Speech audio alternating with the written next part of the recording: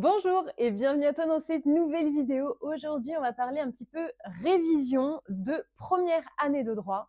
Ça y est, tu as certainement passé tes premiers partiels à la fac de droit et tu es stressé parce que c'est tout nouveau pour toi, parce que les matières sont nouvelles, que la méthodologie, c'est vraiment énorme ce qu'il faut emmagasiner et c'est tellement différent de ce qu'on a fait au lycée.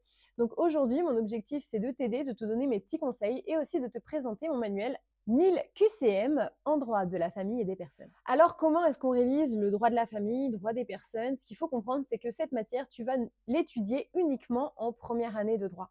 Donc, c'est assez important pour toi d'être assez bon dans cette matière si notamment tu as envie plus tard de rentrer en master droit de la famille ou encore droit des personnes vulnérables par exemple, parce que tu n'étudieras plus jamais cette matière ni en deuxième année ni en troisième année. Donc aujourd'hui, tout se joue pour ton dossier de master. C'est vrai que c'est assez stressant dit comme ça, mais la majorité des matières que vous étudiez en licence, vous ne l'étudiez qu'une seule fois et elle peut déterminer le fait que tu puisses entrer dans tel ou tel master. Donc si tu es intéressé pour un master en droit privé, eh bien on va regarder tes notes de droit de la famille, droit des personnes de ta première année de droit. Les dossiers de candidature pour les masters se font début janvier en troisième année de droit. Donc en fait, tu vas avoir seulement 2 années complètes pour candidater en master, ta première année de droit et ta deuxième année de droit.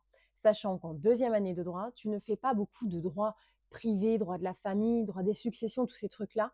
Tu le vois surtout en première année de droit. C'est pour ça qu'il est très important de prendre cette matière très au sérieux. Alors c'est pour ça que j'ai créé un manuel. Alors je fais de la promotion évidemment parce que c'est moi qui l'ai écrit en coécriture avec Angie Berthet, que tu connais très certainement puisqu'elle est également sur Instagram sous le pseudo La Petite Pénaliste. Et en fait, ensemble, on a vraiment imaginé un concept pour te permettre de réviser facilement cette matière.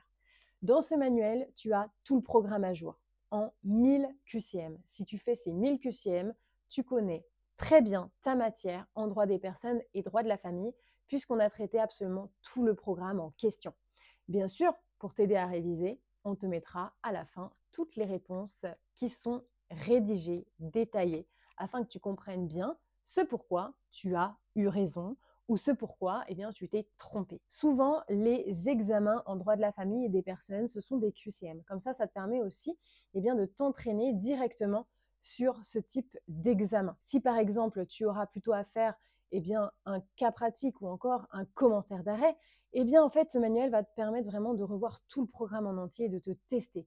On a fait le choix de te donner des questions assez difficiles pour te pousser à fond dans tes révisions et que tu puisses être le plus prêt possible pour tes examens. Apprendre de façon ludique, pour moi, c'est la méthode phare. Sur ma chaîne YouTube, j'en parle très souvent. Et quand je vous parlais de ma technique de révision, je vous expliquais comment j'apprenais et j'utilisais énormément les questions-réponses, les flashcards, parce que pour moi, c'est comme ça qu'on apprend le mieux et que notre cerveau emmagasine le plus de connaissances. Donc, pour réviser au mieux, je t'invite à directement te rendre sur mon site Libre de droit où tu trouveras 1000 QCM en droit de la famille et des personnes. Mais reste bien connecté parce que dans les prochains mois, il y aura également plein d'autres manuels sur tout le programme de licence pour t'accompagner dans tes révisions de partiel. En tout cas, si tu as besoin de quoi que ce soit, je suis disponible évidemment sur Instagram, constance.mosnier, et je serai ravie de pouvoir t'aider dans tes révisions. En tout cas, je te souhaite beaucoup de courage, travaille bien et surtout déchire-toi. À bientôt!